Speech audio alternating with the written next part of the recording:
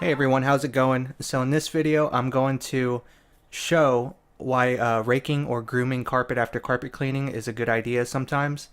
And on this type of carpet, you can see that it's pushed down, so that's not really going to dry that well. And on most of my jobs, I'll just go ahead and leave the pattern because that kind of tells the customer that the carpet was cleaned. Just like vacuuming, it leaves that kind of imprint. But since this is a residential home and I don't want their carpet to be wet most of the day, not wet but damp, I'm going to go ahead and rake this out and show you what it looks like afterwards.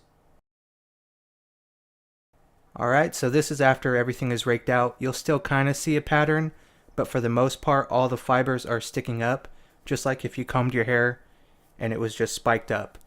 So this is going to greatly increase the dry time and just make it dry a lot faster than if it had the pattern in it. So I just wanted to go over that. That is the main importance of grooming carpet, is just for a faster dry time.